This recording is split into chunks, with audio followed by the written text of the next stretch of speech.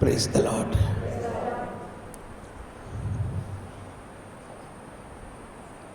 അവസാന ക്ലാസ്സുകളിലേക്ക് നമ്മൾ പ്രവേശിക്കുമ്പോൾ ഞാൻ മുമ്പ് പറഞ്ഞ പോലെ ബൈബിൾ പഠനം എങ്ങനെ പഠിക്കണം എന്നത് ഒരു ഈശോ തന്നെ പറഞ്ഞത് നമ്മളൊരിക്കൽ ചിന്തിച്ചു.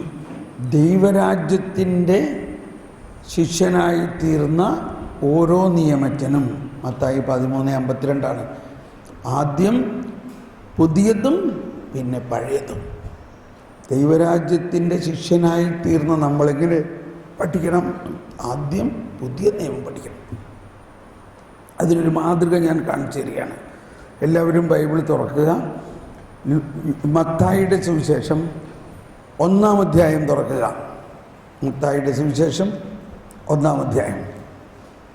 ആ 1-ാം അധ്യായത്തിൽ 18 മുതലുള്ള വചനം നമ്മളൊന്ന് വായിക്കുക. 18 മുതൽ 23 വരെയുള്ള വചനങ്ങൾ എല്ലാവരും ശബ്ദമുയർത്തി ഒന്ന് വായിക്കുക.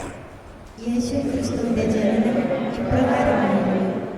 അവന്റെ മാതാവായ മറിയവും ജോസഫും തമ്മിലുള്ള വിവാഹം ചെയ്ത് കഴിഞ്ഞിരിക്കെ അവർ സഹവസിക്കുന്നതിന് മുമ്പ് അവൾ പരിശുദ്ധാത്മാവിനാൽ ഗർഭിണിയായി കാണപ്പെട്ടു. അവളുടെ ഭർത്താവായ ജോസഫ് നീതിമാനാകിയാലും അവളെ അപമാനിതയാക്കാൻ ഇഷ്ടപ്പെടാകിയാലും അവളെ രഹസ്യമായി ഉപേക്ഷിക്കാൻ തീരുമാനിച്ചു. അവൻ ഇതേക്കുറിച്ച് ആലോചിച്ചുകൊണ്ടിരിക്കെ കർത്താവിന്റെ ദൂതൻ സ്വപ്നത്തിൽ പ്രത്യക്ഷപ്പെട്ട് അവനോട് പറഞ്ഞു, ദാവീദിന്റെ പുത്രനായ ജോസഫ് മറിയത്തെ ഭാര്യയായി സ്വീകരിക്കാൻ സാധിക്കില്ല. അവൾ ഗർഭം ധരിച്ചിരിക്കുന്നത് പരിശുദ്ധാത്മാവിൽ നിന്നാണ്. അവൾ ഒരു പുത്രനെ പ്രസവിക്കും. നീ അവന് യേശു എന്ന് പേരിടണം. എന്നാൽ അവൻ തന്റെ ജനത്തെ അവരുടെ പാപങ്ങളിൽ നിന്ന് മോചിപ്പിക്കും. കന്യ ഗർഭം ധരിച്ച് ഒരു പുത്രനെ പ്രസവിക്കും. ദൈവം നമ്മോടുകൂടെ നടത്തുമുള്ള എമ്മാനുവേൽ എന്ന് അവൻ വിളിക്കപ്പെടും എന്ന കർത്താവ് പ്രവാചകൻ മുഖേന ചെയ്തത് പൂർത്തിയാകാൻ വേണ്ടിയാണ് ഇതെല്ലാം സംഭവിച്ചത്. Price the Lord.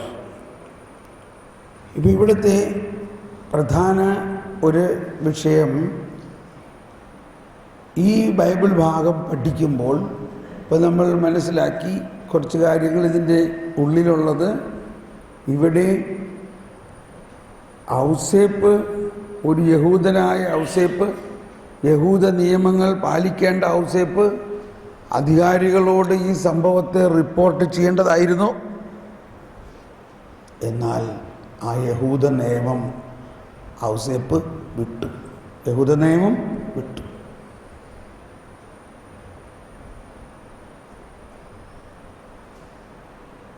എന്തുകൊണ്ട് വിട്ടു? കർത്താവിൻ്റെ കരുണയെ പ്രതി. ഫരിസേയ മനോഭാവത്തെ മുറിച്ചു. ഫരിസേയ മനോഭാവം എന്താണ്? ആരുടെയെങ്കിലും തെറ്റ് കണ്ടാൽ അത് ഉടനെ റിപ്പോർട്ട് ചെയ്യുക, അതിനെക്കുറിച്ച് അന്വേഷിക്കുക, അതിനെ ഉടനെ ശിക്ഷിക്കുക. ഇതിപ്പോൾ ഞാൻ കുറേ പ്രാവശ്യം പറഞ്ഞു കഴിഞ്ഞു. എങ്കിലും എനിക്ക് കിട്ടിയ ഒരു വലിയ ഉൾക്കാഴ്ച, നമ്മൾ ഈ ഔസേപ്പിനെ മോഡലായിട്ട് കുറച്ച് ദിവസത്തേക്ക് ഒന്ന് പിടിക്കും. കുറച്ച് ദിവസത്തേക്ക് കേട്ടോ. ഇന്ന് തന്നെ വീട്ടിൽ ചെന്നാൽ നമ്മളിൽ ഒരു പുതിയ ജീവിത രീതി, ഈ ഔസേപ്പിൻ്റെ ശൈലി അങ്ങ് ആരംഭിക്കാം. നമ്മൾ ചെല്ലുമ്പോൾ തന്നെ കാണുന്നത് ഒരാഴ്ച അവിടെ ഇല്ലായിരുന്നതിൻ്റെ മെന അവിടെ പലതും കാണും. ചിലപ്പോൾ ഭക്ഷണം കഴിച്ച പാത്രമൊക്കെ ഇപ്പോഴും കഴുകാണ്ട് അവിടെ തന്നെ കിടക്കായിരിക്കും. ഉടനെ നമുക്ക് ബഹളം തട്ടി, ഇതൊന്ന് കഴുകി വെക്കാൻ നിങ്ങൾക്ക് കൈ ഉണ്ടായിരുന്നില്ലേ? ഇത്രയും ദിവസം ഈ ഇത് കണ്ടു, ഇന്നലെ കുടിച്ച കാപ്പിയുടെ കപ്പ് അവിടെ തന്നെ ഇരിക്കാൻ, ഇത്രയും പോലും നിങ്ങൾക്ക് ചെയ്യാൻ അറിഞ്ഞൂടെ? ഇങ്ങനെയല്ല, നമ്മളവരെ കറക്റ്റ് ചെയ്യണം, നമ്മളവരെ നന്നാക്കാൻ വേണ്ടിയാ. മിണ്ടണ്ട, ഇതൊക്കെ കണ്ടാൽ മിണ്ടണ്ട. മനസ്സിലാവുന്നുണ്ടോ? അങ്ങനെ ഒരു ദിവസം ഒന്ന് നിങ്ങൾ കടന്നു പോക്കാൻ പരിശ്രമിക്കും. ഒരു ദിവസം നമ്മൾ ഓരോ ദിവസമായിട്ട് എടുക്കാം. നാളത്തെ കാര്യം നാളെ നോക്കാം. ഇന്നത്തെ ഒരു ദിവസം മറ്റുള്ളവരുടെ തെറ്റുകൾ നിറച്ച് നമ്മൾ കാണും. എന്നാൽ അതൊന്നും മിണ്ടാതെ, അവരോട് പോലും പറയാതെ, കണ്ടിട്ടും കാണാതെ കേട്ടിട്ടും മിണ്ടാതെ ഒന്നൊരു ദിവസം ഇരിക്കണം. എന്താണ് ഔസേപ്പ് ചെയ്തത്? അവൾ അപമാനിതയാകാൻ അവൻ ആഗ്രഹിച്ചില്ല. എന്തോ ഒരു നല്ല ഒരു കുടുംബത്തിൽ ആവശ്യമായിട്ടൊരു കാര്യമാണിത്. ഓക്കെ, അപ്പോൾ അതാണ് ഒരു വിഷയം. ഞാൻ പറയാൻ പോണത് വേറെ കാര്യമാണ്. ഇനി ഇവിടെ അങ്ങനെ ഔസേപ്പ് ദൈവത്തിൽ ആശ്രയിച്ചപ്പോൾ കർത്താവിൻ്റെ ദൂതൻ ഇടപെട്ടിരിക്കണോ ഇല്ലേ? കർത്താവിന്. ഇനി മറിയത്തിൻ്റെ അവസ്ഥ എന്താ? മറിയം ഈ വയറും വെച്ചും കൊണ്ട് പുറത്തിറങ്ങിയാലത്തെ അവസ്ഥ എന്തായിരിക്കും? എന്നാൽ ഈ കാര്യം ഔസേപ്പിനോട് പറഞ്ഞ് മനസ്സിലാക്കണ്ടേ? ഞാൻ ഗർഭിണിയായിരിക്കുന്നത് പരിശുദ്ധാത്മാവിലൂടെയാണ്. പക്ഷെ മറിയവും മിണ്ടുന്നില്ല. എന്തുകൊണ്ടാണ്? കർത്താവേ, നീയാണ് ഇതിൻ്റെ എല്ലാം ഉത്തരവാദി, അതുകൊണ്ട് നീ തന്നെ പറയേണ്ടവരോട് പറഞ്ഞു. കല്ലെറിഞ്ഞ് എന്നെ കൊന്ന അതിനും നീ തന്നെ ഉത്തരവാദി. കണ്ടോ? അപ്പോൾ മറിയമും മിണ്ടുന്നില്ല. മറിയം ഔസേപ്പിനോട് പോയി ഇത് വാദിക്കുന്നൊന്നുമില്ല. അതാണ്. നിങ്ങൾക്ക് മനസ്സിലാവുന്നില്ലേ ഞാൻ പറഞ്ഞിട്ട്? എത്ര പ്രാവശ്യം ഞാൻ പറഞ്ഞ പരിശുദ്ധാത്മാവിലൂടെയാണ് ഗർഭിണി അയക്കണമെന്ന്? ഇങ്ങനെ പറഞ്ഞോ?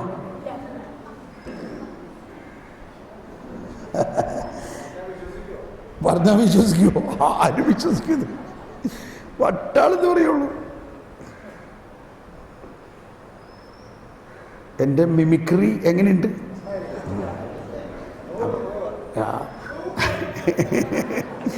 അപ്പോൾ ഇങ്ങനെ മാതാവിനെ നമുക്ക് അനുകരിച്ചാലോ? ഒരു ദിവസത്തേക്ക്, ഒരുപാട് ദിവസത്തേക്ക്, ഒരു ദിവസം പിടിക്കുക. ഇന്നൊരു ദിവസം, പിന്നെ നാളെ ഒരു ദിവസം, പിന്നെ മറ്റന്നാൾ ഒരു ദിവസം, അങ്ങനെ ഒരു ദിവസം വെച്ച് നീങ്ങണം. പലരും പറഞ്ഞേക്കണത് ശ്വാസം മുട്ടണ അവസ്ഥയാണെന്നാണ് പറയണത്. അപ്പോൾ ഇതൊരു അമ്മച്ചി കഴിഞ്ഞ ധ്യാനത്തിൽ സാക്ഷ്യം പറയാണ്. ബ്രദർ പറഞ്ഞതനുസരിച്ച് ഞാൻ ഒരു ദിവസം വായടക്കി ഒന്നും മിണ്ടാണ്ട് വഴക്ക് പറയാണ്ട്, അപ്പം എൻ്റെ മോള് വന്നിട്ട് ഞാൻ ചായ ഉണ്ടാക്കിയിരിക്കണതിൻ്റെ അകത്ത് കുറേ പഞ്ചസാര കൊണ്ടുവന്നാൽ കിട്ടും. എന്ത് ചെയ്യുന്നത്? എന്നെ അങ്ങ് വാശി പിടിപ്പിക്കാൻ പിള്ളേരെല്ലാം ഒരുങ്ങിയിരിക്കണമായിരിക്കുക. പക്ഷെ ഞാൻ വിട്ടുകൊടുത്തില്ല. ഞാൻ പറഞ്ഞു എന്തായാലും ഇന്ന് ഞാൻ മിണ്ടില്ല. അവരെന്തൊക്കെ എൻ്റെ തലയിൽ കയറിയിരുന്നാലും മിണ്ടില്ല. അപ്പോൾ ഇത് നമ്മൾ ചെയ്യാൻ ശ്രമിക്കുമ്പോൾ 4 വശത്തുനിന്നും ഇന്നേ വരെ ഇല്ലാത്ത തരത്തിലുള്ള പ്രലോഭനങ്ങൾ അല്ലെങ്കിൽ പ്രശ്നങ്ങൾ നമ്മളെ എങ്ങനെയെങ്കിലും ദേഷ്യപ്പെടുത്താൻ വായയിൽ കോലിട്ട് കുത്തുന്ന മാതിരി സംഭവങ്ങളുണ്ടാവും. പക്ഷേ മിണ്ടണ്ട. അങ്ങനെ ഒരു ദിവസം. ഇതൊക്കെയാണ് ഇതിൻ്റെ പ്രാക്ടിക്കൽ. അത് കഴിഞ്ഞിട്ട് മാലാഖ പറഞ്ഞ കാര്യം നോക്കി കണ്ടോ? നമ്മൾ ഈ നിൻ്റെ ഭാര്യ ഗർഭിണിയായിരിക്കുന്നത് പരിശുദ്ധാത്മാവിലൂടെയാണ്. ആ കുഞ്ഞിനെ നീ പേരിടണം. എന്ത് പേരിടണം? യേശു എന്ന് പേരിടണം. കാരണം എന്താണ് ഇവിടെ പറയുന്നത്? യേശു എന്ന വാക്കിന് അർത്ഥം എന്താ യേശു എന്ന വാക്കിന് അർത്ഥം? യേശു ഒരു ഹീബ്രു പദമാണ്. അതിനൊരർത്ഥമുണ്ട്. ആ വാക്കിന് ഒരർത്ഥമുണ്ട്. എന്താണ് അതിൻ്റെ അർത്ഥം? ദൈവം രക്ഷിക്കുന്നു എന്ന് പറഞ്ഞ എല്ലാവരും ദൈവം രക്ഷിക്കുന്നു. അപ്പോൾ ഇവിടെ പറയുകയാണ്, അവൻ തൻ്റെ ജനത്തെ അവരുടെ പാപങ്ങളിൽ നിന്ന് മോചിപ്പിക്കും. കണ്ടോ? ഇവിടെ തന്നെ രക്ഷയുടെ സദ്വാർത്ത വന്നില്ലേ? ആര് മോചിപ്പിക്കും? യേശു. യേശു എന്ന വാക്കിനർത്ഥം ദൈവം രക്ഷിക്കുന്നു.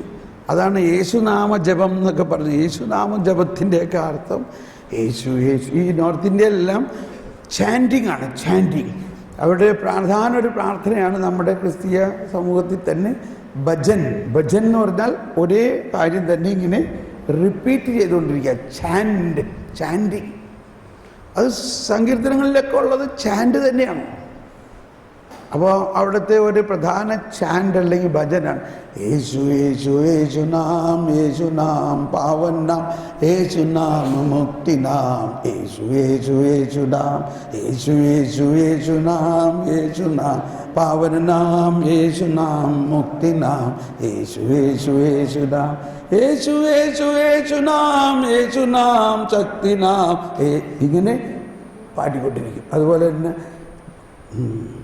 വേറൊരെണ്ണം, बोलो यीशु नाम नाम बोलो यीशु नाम बोलो यीशु नाम नाम बोलो यीशु नाम. ഒരു ചപ്പളാങ്കട്ടയും എടുത്തുകൊണ്ട് बोलो यीशु नाम नाम बोलो यीशु नाम बोलो यीशु नाम नाम കൈയടിച്ച് बोलो यीशु नाम नाम बोलो यीशु नाम बोलो यीशु नाम नाम बोलो यीशु नाम बोलो यीशु नाम नाम बोलो यीशु नाम बोलो यीशु नाम नाम बोलो यीशु नाम बोलो यीशु नाम नाम बोलो यीशु नाम बोलो यीशु नाम नाम बोलो यीशु नाम नाम बोलो यीशु नाम बोलो यीशु नाम नाम बोलो यीशु नाम बोलो यीशु नाम नाम बोलो यीशु नाम बोलो यीशु नाम नाम. ഉണ്ടോ? എന്ത് പറഞ്ഞ്? ഇതൊക്കെ പുതിയ ശുശ്രൂഷകളാണെന്ന് വിചാരിച്ചോ? അത് പാടിയ സ്ഥിതിക്ക് ഒരു വാക്കുകൂടി പാടിക്കോട്ടെ. മറ്റേ പാട്ട് എടുക്കേണ്ടത് ഈ അവിടുത്തെ ലോക്കൽ ആളുകൾ പാടുന്നത് ഇങ്ങനെ പരത്തിയാ പാടുക, ഭയങ്കര പരത്തി പാടും. നമുക്ക് കേൾക്കുമ്പോൾ ഭയങ്കര ഒരു ഇറിറ്റേഷൻ തോന്നും. അങ്ങനെ ഒന്ന് പാടട്ടെ, ഇറിറ്റേഷൻ നിങ്ങൾക്കൊരു. यीशु मेरा दादा यीशु मेरा त्राता उसका ही मैं गुण गाता. यीशु मेरा दादा यीशु मेरा त्राता उसका ही मैं गुण गाता. ഈശോന് ഭയങ്കര ഇഷ്ടമാണത്. അപ്പോൾ ഞങ്ങൾ എന്നിട്ട് പിന്നെ അതിനിത്തിരി മോഡിഫൈ ചെയ്ത്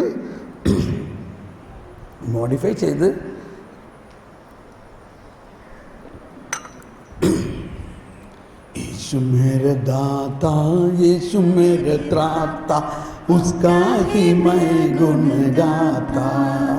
यीशु मेरे दादा यीशु मेरे त्राता उसका ही मैं गुण गाता. वही है ईश्वर पुत्र प्यारा प्यारा, वही है ईश्वर पुत्र प्यारा प्यारा, परम पिता का वह न्यारा न्यारा, वही है सबका सहारा सहारा. यीशु मेरे दाता यीशु मेरे त्राता उसका ही मैं गुण गाता. यीशु मेरे दाता यीशु मेरे त्राता उसका ही मैं गुण गाता. Price the Lord. എൻ്റെ കൂടെ ഉത്തരേന്ത്യയിലേക്ക് പോരെ. Price the Lord. അപ്പം ഈ യേശു നാമം ചേർന്നിട്ടുള്ള നമ്മൾ പാടാറില്ലേ? ഏതാണ് നമ്മൾ യേശു നാമം? ശ്രീ യേശു നാമം അതിശയനാമം യേശുനാമം ശ്രീയേശുനാമം അതിശയനാമം ഏഴേനിക്കിമ്പനാമം എല്ലാ നാമത്തിലും മേലായ നാമം ഭക്തജനം വാഴ്ത്തും നാമം എല്ലാ മുഴങ്കാലം മടങ്ങിടും തിരുമുമ്പിൽ വല്ലഭത്വമുള്ള നാമം. Price the Lord. അപ്പോൾ യേശുനാമത്തിൻ്റെ അർത്ഥം ദൈവം രക്ഷിക്കുന്നു. ഇപ്പോൾ ഒരാൾ നമ്മുടെ വീട്ടുകാരോ കുടിച്ച് ലക്കില്ലാതെ ഇങ്ങനെ വരണ കാണുമ്പോൾ നമ്മൾ ഉടനെ പറഞ്ഞു പോകുന്നത് എന്താ? എൻ്റെ യേശുവേ എന്നാ പറയണം. നല്ല പ്രാർത്ഥനയത്. എന്താ? ദൈവത്തിന് മാത്രം നിന്നെ രക്ഷിക്കാൻ പറ്റുള്ളൂ എന്നല്ലേ അതിൻ്റെ അകത്ത് വരണത്? ആണോ അല്ലയോ? എൻ്റെ യേശുവേ എന്താടാ നീ കാണിക്കണേ? ഇനി വേറെ ബാക്കി ഇത്രയും പറഞ്ഞാൽ മതി. ആദ്യത്തെ അത്രയും ഫുൾ സ്റ്റോപ്പ് ഇട്ടാൽ മതി, ബാക്കി പറയണ്ട. എൻ്റെ യേശുവേ എന്ന് പറഞ്ഞാൽ ദൈവം തന്നെ എന്നെ രക്ഷിക്കണം. നിനക്ക് സ്വയം രക്ഷിക്കപ്പെടാൻ സാധ്യമല്ല എന്ന് അറിയാതെ പ്രാർത്ഥിച്ചു പോവുക. അപ്പോൾ ഓക്കെ, ഇനി പഠിക്കാനുള്ളത് ഇതാണ്. ഈ മാലാഖ ഇത്രയൊക്കെ പറഞ്ഞിട്ടും ഔസേപ്പിതാവിന് വലിയ അനക്കമൊന്നുമില്ല. അങ്ങേർക്കൊന്നും കൺവിൻസ് ആകാത്ത മാതിരിയാണ്. അത് കഴിഞ്ഞപ്പോൾ മാലാഖ ഒരു വലിയ കാര്യം പറയാണ്. ഇത് അപ്പോഴും ഔസേപ്പ് ഇപ്പോഴും കിടക്കയിൽ കിടക്കാണെന്ന് ഓർത്തോട്ടോ. കിടക്കയിൽ കിടക്കുകയാണ്, രാത്രിയാണ്, ഉറങ്ങിക്കൊണ്ടിരിക്കുകയാണ്. ഉറക്കത്തിൽ സ്വപ്നമാണ്. അപ്പോൾ സ്വപ്നത്തിൽ ഒരു നിർണായക ഘട്ടം വരുമ്പോൾ ചാടി അടിക്കണ്ടേ ഇല്ലേ? പക്ഷേ ചാടി അടിക്കണില്ല ആൾ. അതായത് പരിശുദ്ധാത്മാവിലൂടെയാണ് നിൻ്റെ ഭാര്യ ഗർഭിണിയായിക്കണമെന്ന് പറഞ്ഞിട്ടും നീ ഇവന് യേശുവെന്ന് പേരിടണമെന്ന് പറഞ്ഞിട്ടും അവൻ ജനത്തിൻ്റെ പാപം ഒക്കെ പറഞ്ഞിട്ടും ഔസേപ്പ് ഒരനക്കില്ല. അങ്ങനെ ഇരിക്കുമ്പോൾ അടുത്ത നമ്പർ മാലാഖ ഇറക്കിയാണ്. ഇതിനേക്കാൾ വലിയൊരു കാര്യം പറയാണ്. ഇത് പ്രവാചകൻ പറഞ്ഞിട്ടുള്ളത് പൂർത്തിയാകാൻ വേണ്ടിയാണ്. എന്താണത്? കന്യക ഗർഭം ധരിച്ചൊരു പുത്രനെ പ്രസവിക്കും, അവൻ എമ്മാനുവേൽ എന്ന് വിളിക്കപ്പെടും എന്ന് പ്രവാചകൻ പറഞ്ഞിരിക്കുന്നത് പൂർത്തിയാകാൻ വേണ്ടി. അത് കേട്ടപ്പോഴേക്കും അബ്രഹാം ഔസേപ്പ് ചാടി എഴുന്നേറ്റ്. പ്രവാചകൻ പറഞ്ഞത് എൻ്റെ ഭാര്യയിൽ പൂർത്തിയാകുന്നു. ഓ എൻ്റെ കർത്താവേ, നന്ദി കർത്താവേ, നന്ദി. ഞാൻ ഇന്ന് തന്നെ പോയിട്ട് അവളെ കൂട്ടിക്കൊണ്ടുവന്നേക്കാം. മാത്രമല്ല ഞാൻ ആ കൊച്ചിൻ്റെ അപ്പനായിട്ട് ഞാൻ അങ്ങ് സ്വീകരിച്ചോളാം. Praise the lord. ഇപ്പോൾ ബൈബിൾ പഠനത്തിൻ്റെ കാര്യം എന്താ? ഇവിടെ നമ്മൾ നിർത്തണം, എന്നിട്ട് ചിന്തിക്കണം ഏത് പ്രവാചകൻ എപ്പോൾ ആരോട് പറഞ്ഞു. അതാണ് പഠനമുറ. ഇപ്പം നമ്മൾ പുതിയ നിയമത്തിലാണല്ലോ. ഈ പുതിയ നിയമത്തിൽ പറയുകയാണ് ഇത് പഴയ നിയമത്തിൽ ഒരു പ്രവാചകൻ പറഞ്ഞത് പൂർത്തിയാകാൻ വേണ്ടിയാണെന്ന് കേൾക്കുമ്പോൾ ഇനി എങ്ങനെ മനസ്സിലാക്കും നമ്മൾ ഇത് എവിടെയാണ്, ആരാണ് ഈ പ്രവാചകനെന്ന്? അതിൻ്റെ അടിക്കുറിപ്പിൽ എഴുതിയിട്ടുണ്ട്. ആ പേജിലെ നമ്മുടെ വലിയ വേദപുസ്തകത്തിൽ ആ പേജിൽ അതിൻ്റെ അടിക്കുറിപ്പിൽ എന്താ എഴുതിയിരിക്കുന്നത് നോക്കിയേ. അവിടെ മാത്ത 1:23 ഇട്ടിട്ട് അതിന് നേരെ എഴുതിയിരിക്കുന്നത് ഏശാ 7:14. കണ്ടോ? അവിടെ എന്താണ് അപ്പോൾ ഏശാ 7:14 എന്ന് പറഞ്ഞാൽ എന്താ അർത്ഥം? ഏശയ്യാ 7-ാം അധ്യായത്തിൽ 14. ഇനി മത്തായിയിൽ ഒരു കൈ വെച്ചിട്ട് അല്ലെങ്കിൽ ഒരു പിക്ചറോ എന്തെങ്കിലും അടയാളം വെച്ചിട്ട് പഴയ നിയമത്തിലേക്ക് പോവുക. ആദ്യം ഏശയ്യയെ കുറിച്ച് പഠിക്കുമ്പോൾ എന്നാണ് ഈ ഏശയ്യ ജീവിച്ചിരുന്നതെന്ന് അറിയേണ്ടത് ആവശ്യമാണ്. എന്നാണ് ഏശയ്യ ജീവിച്ചിരുന്നതെന്ന് എങ്ങനെ അറിയും? ഏശയ്യായുടെ പുസ്തകത്തിൻ്റെ ആമുഖം വായിക്കണം. ആമുഖത്തിൽ എന്താ എഴുതിയിരിക്കുന്നത്? BC 8-ാം നൂറ്റാണ്ടിന്റെ BC ബിഫോർ ക്രൈസ്റ്റ്, ക്രിസ്തുവിന് മുൻപ് 8-ാം നൂറ്റാണ്ടിന്റെ 2-ാം പകുതിയിലാണ് പ്രവാചക ദൗത്യം നിറവേറ്റിയ വ്യക്തിയാണ് ഏശയ്യ. അതായത് 700-നും 800-നും ഇടയ്ക്ക്. അപ്പോൾ 2-ാം പകുതി എന്ന് പറഞ്ഞാൽ പുറകോട്ട് വരണം. 750-നും 725-നും ഇടയ്ക്ക് ജീവിച്ചിരുന്ന വ്യക്തിയാണ്. ഇനി എന്താണ് ഏശയ്യ 7:14 എഴുതിയിരിക്കുന്നതെന്നൊന്ന് വായിക്കാം. അതിനാൽ കർത്താവ് തന്നെ നിനക്ക് അടയാളം തരും. യുവതി ഗർഭം ധരിച്ച് ഒരു പുത്രനെ പ്രസവിക്കും, അവൻ ഇമ്മാനുവൽ എന്ന് വിളിക്കപ്പെടും. ഈ ഒരു മിനിറ്റ് നിശബ്ദമായിട്ടിരുന്ന് പരിശുദ്ധാത്മാവെ ഞാൻ നിന്നെ സ്തുതിക്കുന്നു. ക്രിസ്തുവിന് 725 വർഷം മുമ്പ് ഏശയ്യാ ദീർഘദർശിയിലൂടെ അങ്ങ് അരുളി ചെയ്ത വചനം ഇതാ മാംസമാകാൻ പോകുന്നു. ഇതാ ഇപ്പോൾ മറിയത്തിൻ്റെ ഗർഭത്തിൽ, അല്ലെങ്കിൽ ആ കന്യക മറിയമാണ്. ആ കന്യക ഗർഭം ധരിച്ചിരിക്കുന്നു. ആ കന്യക ഔസേപ്പിൻ്റെ ഭാര്യയാണ്. ഓക്കെ, എന്തോ നമ്മുടെ അകത്തൊരു സെറ്റിംഗ് വരും. അപ്പോൾ നമ്മളുടെ അകത്ത് വരുന്ന പ്രധാന സെറ്റിംഗ് ഇതാണ്. ഓഹോ, അപ്പോൾ കർത്താവ് പറഞ്ഞതെല്ലാം പൂർത്തിയാകും. അങ്ങനെ ഒരു വിശ്വാസം നമ്മളിൽ ഇങ്ങനെ ഉയരാൻ തുടങ്ങും. ഓക്കെ, ഇനി മത്തായിലേക്ക് വരിക. വീണ്ടും മത്തായിലേക്ക് വന്നിട്ട് മത്തായി 2-ാം അധ്യായത്തിൻ്റെ ആദ്യ ഭാഗം വായിക്കുക.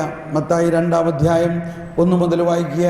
ഹെരോദസ് രാജാവിന്റെ കാലത്ത് യൂദായിലെ ബത്ലഹേമിൽ യേശു ജനിച്ചപ്പോൾ പൗരസ്ത്യ ദേശത്ത് നിന്ന് ജ്ഞാനികൾ ജെറുസലേമിലെത്തി. അവർ അന്വേഷിച്ചു, എവിടെയാണ് യഹൂദന്മാരുടെ രാജാവായി ജനിച്ചവൻ? ഞങ്ങൾ കിഴക്ക് അവന്റെ നക്ഷത്രം കണ്ട് അവനെ ആരാധിക്കാൻ വന്നിരിക്കുകയാണ്. ഇത് കേട്ട് ഹെരോദസ് രാജാവ് അസ്വസ്ഥനായി, അവനോടൊപ്പം ജെറുസലേം മുഴുവനും. അവൻ പ്രധാന പുരോഹിതന്മാരെയും ജനത്തിന്റെ ഇടയിലെ നിയമത്തിനെ വിളിച്ചുകൂട്ടി, ക്രിസ്തു എവിടെയാണ് ജനിക്കുന്നതെന്ന് ചോദിച്ചു. അവർ പറഞ്ഞു യൂദയായിലെ ബത്ലഹേമിൽ പ്രവാചകൻ എഴുതിയിരിക്കുന്നു. യൂദയായിലെ ബത്ലഹേമേ, യൂദയായിലെ ബത്ലഹേമേ, നീ യൂദയായിലെ പ്രമുഖ നഗരങ്ങളിൽ ഒട്ടും താഴെയല്ല. എൻ്റെ ജനമായ ഇസ്രായേലിനെ നയിക്കാനുള്ളവൻ നിന്നിൽ നിന്നാണ് ഉത്ഭവിക്കുക. Price the Lord. ഇവിടെ നിർത്തണം. ഇപ്പോൾ ഈ ഹെരോദേസ് ഇത്രയും വലിയ രാജാവായിട്ടും അദ്ദേഹത്തിന് ഈ പ്രവചനമൊന്നും അറിയില്ല. പക്ഷേ അദ്ദേഹത്തിൻ്റെ കോർട്ടിലുള്ള രാജകൊട്ടാരത്തിലുള്ള ജ്ഞാനികളും പുരോഹിതന്മാരെല്ലാം വിളിച്ചു കൂട്ടിയപ്പോൾ അവർ പെട്ടെന്ന് പറഞ്ഞു, ഈ രാജാവ് എവിടെയാണ് ജനിക്കാൻ പോകുന്നത്? അവർ പറഞ്ഞു, യൂദയായിലെ ബത്ലഹേമിൽ. പ്രവാചകൻ പറഞ്ഞിരിക്കുന്നു. കണ്ടോ, പ്രവാചകൻ അരുളി ചെയ്തിട്ടുണ്ട്. അപ്പം അവർക്കൊക്കെ അവരുടെ പറച്ചിൽ കേട്ടാൽ അവിടെ ഒരു വിശ്വാസം തുടിക്കുന്നത് കാണുന്നില്ലേ? യൂദയായിലെ ബത്ലഹേമിൽ. കാരണം എന്താ? പ്രവാചകൻ പറഞ്ഞിട്ടുണ്ട്. പ്രവാചകൻ പറഞ്ഞിട്ടുണ്ടെങ്കിൽ അത് സംഭവിക്കും. എന്നാൽ രാജാവിനും ബത്ലഹേം മുഴുവനുള്ള ആളുകൾക്കൊക്കെ അസ്വസ്ഥതയാണ് ഇതുകൊണ്ട്. ഇനി നമ്മൾ പഠിക്കേണ്ടത് ഇപ്പോൾ എന്താ? ഏത് പ്രവാചകൻ എന്ന് എപ്പോൾ പറഞ്ഞു? അപ്പോൾ അതിൻ്റെ അടിക്കുറിപ്പിൽ നോക്കാം. 2-ാം അധ്യായത്തിൽ 6-ാം വചനത്തിന് നേരെ എഴുതിയിരിക്കുകയാണ്. 2:6 എന്നിട്ടിട്ട് എന്താ എഴുതിയിരിക്കുന്നത്? മിക്ക 5:2. കണ്ടോ? അപ്പോൾ മിക്ക പ്രവാചകൻ ഏത് കാലഘട്ടത്തിലാണ് ജീവിച്ചിരുന്നതെന്ന് ആദ്യം നോക്കുക. മിക്ക പ്രവാചകൻ്റെ പുസ്തകം തുറക്കൂ. മിക്ക പ്രവാചകൻ ജീവിച്ചിരുന്ന കാലഘട്ടം എന്താണ്? മിക്ക ഏശയ്യായുടെ സമകാലികനായിരുന്നു. BC 750-നും 687-നും ഇടയ്ക്ക്. എത്ര കൃത്യമാണ് നോക്കി. BC 750-നും 687-നും ഇടയ്ക്ക് ജീവിച്ചിരുന്ന പ്രവാചകനാണ് മിക്ക. ഒരു പഠനമായി തോന്നുന്നുണ്ടോ ഇല്ലയോ? ഇങ്ങനെ പഠിക്കണം. BC 650-നും 750-നും 687-നും ഇടയ്ക്ക്. ഓക്കെ, മനസ്സിലായി. അപ്പോൾ ഏശയ്യായ്ക്ക് അവിടെ അങ്ങനെ പരിശുദ്ധാത്മാവ് പറഞ്ഞ അതേ സമയത്ത് തന്നെ ഈ കുഞ്ഞ് എവിടെ ജനിക്കും എന്നുള്ള കാര്യം വേറൊരു പ്രവാചകനിലൂടെ പ്രഖ്യാപിച്ചിട്ടുണ്ട്. ഇനി ആ പ്രവചനം വായിക്കുക. മിക്ക 5-ാം അധ്യായത്തിൽ 2-ാമത്തെ വചനം എടുക്കുക. ബത്ലഹേം എഫ്രാത്ത, യൂദാ ഭവനങ്ങളിൽ നീ ചെറുതാണെങ്കിലും ഇസ്രായേലിനെ ഭരിക്കേണ്ടവൻ എനിക്കായി നിന്നിൽ നിന്ന് പുറപ്പെടും. Price the Lord. അതെല്ലാവരും ഒന്ന് ശബ്ദം ഉയർത്തിയേറ്റ് പറഞ്ഞത്. ബത്ലഹേം എഫ്രാത്ത, യൂദാ ഭവനങ്ങളിൽ നീ ചെറുതാണെങ്കിലും ഇസ്രായേലിനെ ഭരിക്കേണ്ടവൻ എനിക്കായി നിന്നിൽ നിന്ന് പുറപ്പെടും. അവൻ പണ്ടേ യുഗങ്ങൾക്ക് മുൻപേ ഉള്ളവനാണ്.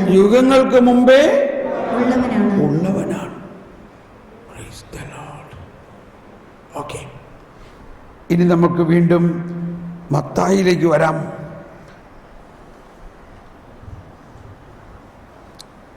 13 മുതലുള്ള വചനം നിങ്ങൾ ഇനി വായിക്കുമ്പോൾ തുറന്ന് വായിച്ചോളൂ. പക്ഷെ ഇപ്പം നമ്മൾ ഇത്ര എടുക്കാം. 13 മുതലുള്ള വചനം വായിക്കാം. അവർ പോയി കഴിഞ്ഞപ്പോൾ കർത്താവിന്റെ ദൂതൻ സ്വപ്നത്തിൽ പ്രത്യക്ഷപ്പെട്ട് ജോസഫിനോട് പറഞ്ഞു, എഴുന്നേറ്റ് ശിശുവിനെയും അമ്മയെയും കൂട്ടി ഈജിപ്തിലേക്ക് പലായനം ചെയ്യുക. ഞാൻ പറയുന്നത് വരെ അവിടെ താമസിക്കുക. ഹെറോദസ് ശിശുവിനെ വധിക്കാൻ വേണ്ടി ഉടനെ അന്വേഷണം തുടങ്ങും. അവൻ ഉണർന്ന് ശിശുവിനെയും അമ്മയെയും കൂട്ടി ആ രാത്രി തന്നെ ഈജിപ്തിലേക്ക് പോയി. ഹെറോദസിന്റെ മരണം വരെ അവിടെ വസിച്ചു. ഈജിപ്തിൽ നിന്ന് ഞാൻ എൻ്റെ പുത്രനെ വിളിച്ചു എന്ന് പ്രവാചകനിലൂടെ കർത്താവ് അരുളി ചെയ്തത് പൂർത്തിയാകാനാണ് ഇത് സംഭവിച്ചത്. Price the Lord. ഈജിപ്തിൽ നിന്ന് ഞാൻ എൻ്റെ പുത്രനെ വിളിച്ചു. ഒന്ന് ഉച്ചത്തിൽ പറഞ്ഞേ, ഈജിപ്തിൽ നിന്ന് ഞാൻ എൻ്റെ പുത്രനെ വിളിച്ചു എന്ന് പ്രവാചകനിലൂടെ കർത്താവ് അരുളി ചെയ്ത് പൂർത്തിയാക്കാനാണ്. അപ്പൊ ഇത് ഇനി ഏത് പ്രവാചകനാണിത്? ഇത് ഏത് പ്രവാചകനാണ്? കണ്ടോ, ഹോസിയ 11-ാം അധ്യായത്തിൽ 1-ാമത്തെ വചനമാണ്. ഇനി ഹോസിയ പ്രവാചകന്റെ പുസ്തകത്തിൻ്റെ ആമുഖം വായിക്കാം.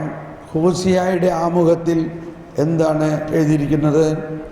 ഹോസിയ പ്രവാചകൻ ഏത് കാലഘട്ടത്തിൽ ജീവിച്ച ആളാണ്?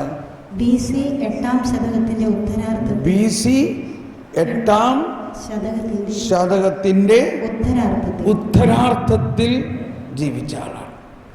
അപ്പോൾ ഏതാണ്ട് അടുത്തടുത്ത് തന്നെ.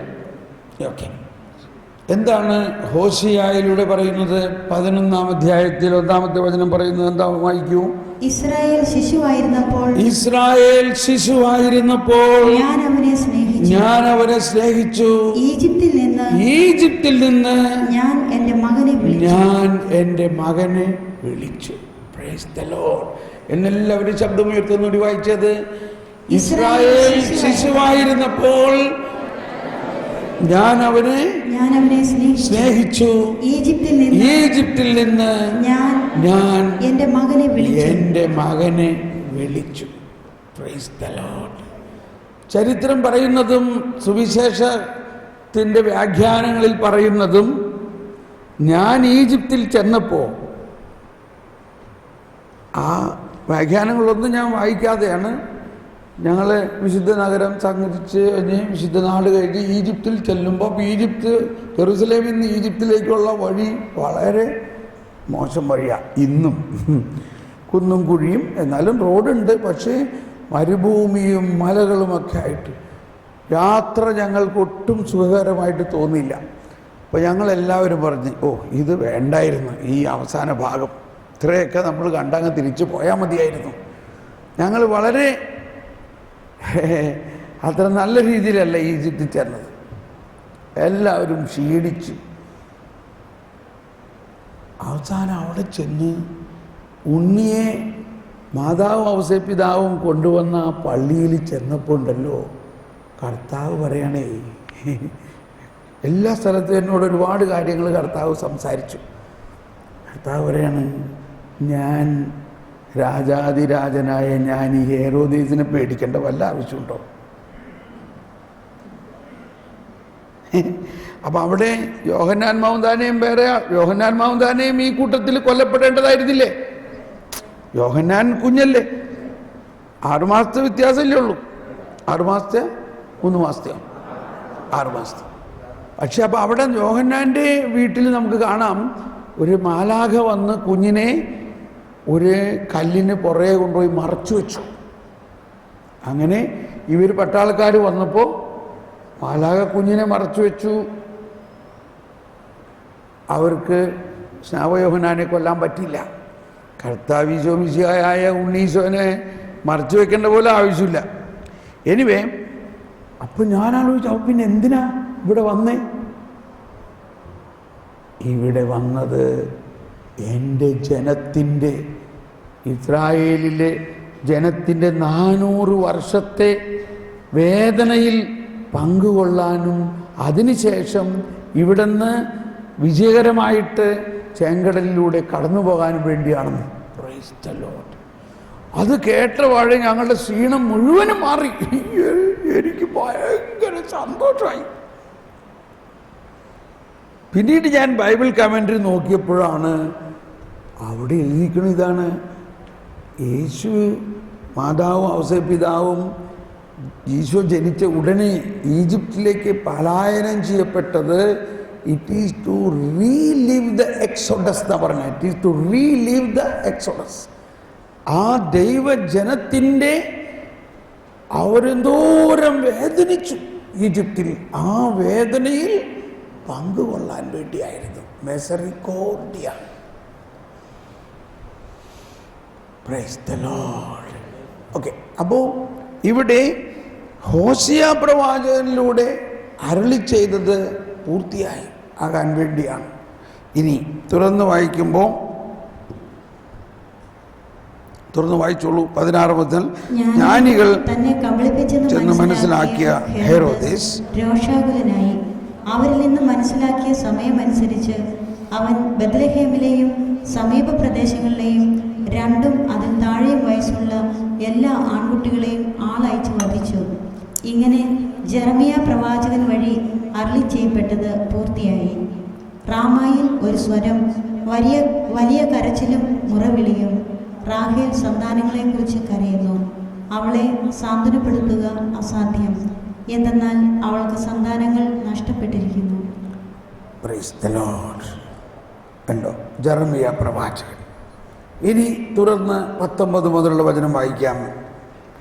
ഹെരോദേസിന്റെ മരണത്തിന് ശേഷം ഈജിപ്തിൽ വച്ച് കർത്താവിൻ്റെ ദൂതൻ ജോസഫിന് സ്വപ്നത്തിൽ പ്രത്യക്ഷപ്പെട്ടു പറഞ്ഞു: എഴുന്നേറ്റ് ശിശുവിനെയും അമ്മയെയും കൂട്ടി ഇസ്രായേൽ ദേശത്തേക്ക് മടങ്ങുക. ശിശുവിനെ വധിക്കാൻ ശ്രമിച്ചവർ മരിച്ചു കഴിഞ്ഞു. അവൻ എഴുന്നേറ്റ് ശിശുവിനെയും അമ്മയെയും കൂട്ടി ഇസ്രായേൽ ദേശത്തേക്ക് പുറപ്പെട്ടു. മകൻ അർക്കലാവോസ് ആണ് പിതാവായ ഹെരോദാസിന്റെ സ്ഥാനത്ത് യൂദയായി ഭരിക്കുന്നതെന്ന് കേട്ടപ്പോൾ അവിടേക്ക് പോകാൻ ജോസഫിന് ഭയമായി. സ്വപ്നത്തിൽ ലഭിച്ച മുന്നറിയിപ്പ് അനുസരിച്ച് അവൻ ഗലീലി പ്രദേശത്തേക്ക് പോയി. അവൻ നസ്രായൻ എന്ന് വിളിക്കപ്പെടും എന്ന് പ്രവാചകൻ വഴി അരുളി ചെയ്യപ്പെട്ടത് നിവൃത്തിയാകുവാൻ നസ്രത്ത് എന്ന പട്ടണത്തിൽ അവൻ ചെന്ന് പാർത്തു. ഇപ്പം നമ്മൾ 2 അധ്യായം ഏതാണ്ട് പഠിച്ചു ഇല്ലേ? ഇതിൽ എത്ര സ്ഥലത്താണ് പഴയ നിയമത്തിൻ്റെ റെഫറൻസുകളുള്ളതില്ലേ? ഇങ്ങനെ നിങ്ങളൊരു ഹോം വർക്കായിട്ട് ധ്യാനത്തിന് ശേഷം നാളെ മുതൽ ഈ സുവിശേഷ ഭാഗം ഓരോ ദിവസവും ഓരോ അധ്യായമെങ്കിലും വായിച്ച് അതിൻ്റെ അടിക്കുറിപ്പുകൾ നോക്കി അതിലെഴുതിയിരിക്കുന്ന ചില വ്യാഖ്യാനങ്ങളും മനസ്സിലാക്കി അതിൽ നിന്ന് പഴയ നിയമത്തിൽ പോയി പഠിക്കണം. അങ്ങനെയാണ് ഈ എണവചനങ്ങൾ നമ്മൾ പഠിക്കുന്നത്. Price the Lord. ഇങ്ങനെ ഒരു പഠന പദ്ധതി നമ്മൾ പഠിക്കുമ്പോൾ ഇപ്പം തന്നെ നിങ്ങൾക്കിത് കേട്ടിട്ട് ഇങ്ങനെ പഠിച്ചപ്പോൾ ആരെങ്കിലും ഒരാളൊന്ന് വന്ന് പറയാമോ, എന്താ നിങ്ങൾക്ക് തോന്നിയത്? ഇങ്ങനെ പഠിച്ചപ്പോൾ നിങ്ങൾക്ക് എന്താ തോന്നിയേ?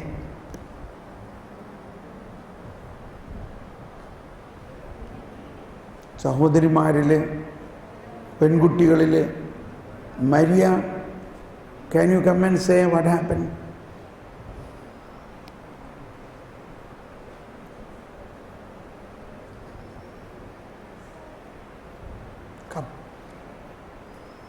നമ്മളിങ്ങനെ പഠിച്ചപ്പോൾ എന്താണ് ഒരു ആശയം നമ്മൾക്കുണ്ടായത്?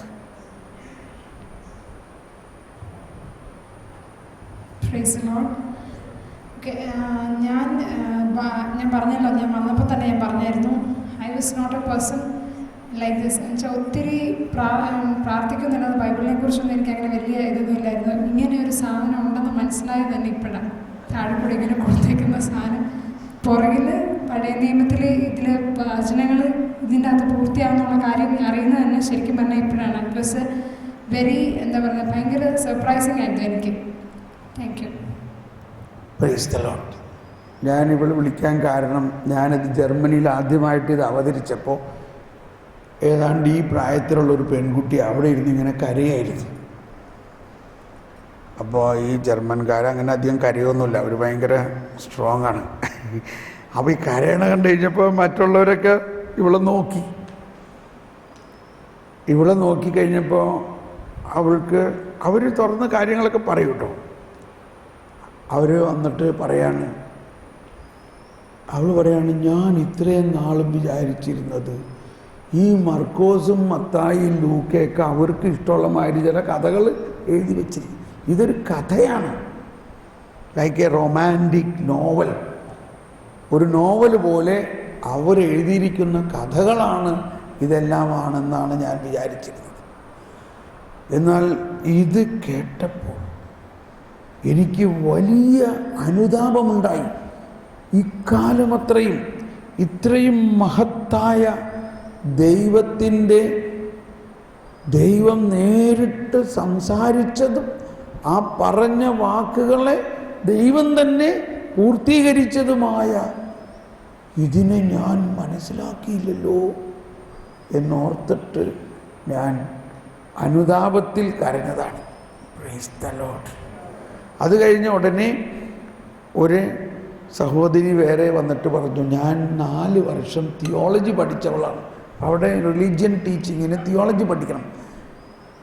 ഞാൻ ഈ 4 വർഷം, ഇതൊരു എക്സാഗ്രേറ്റഡ് ആയിട്ട് നമ്മൾ പൊക്കി പറയല്ല, അവൾ പറയാണ്, 4 വർഷം തിയോളജി പഠിച്ചപ്പോഴൊന്നും ഇങ്ങനെ ബൈബിൾ പഠിച്ചിട്ടില്ല.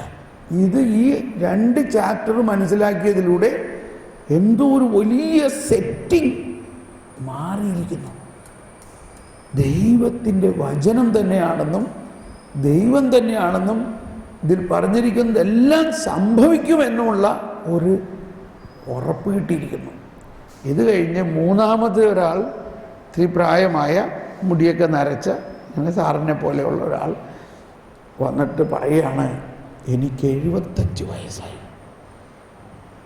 ഞാൻ ഒരു ഇൻ്റർനാഷണൽ ബാങ്കിൻ്റെ ചീഫ് എക്സിക്യൂട്ടീവായിട്ട് റിട്ടയർ ചെയ്ത ആളാണ്. ആലോചിച്ചു. അത് പറയണത് അദ്ദേഹത്തിൻ്റെ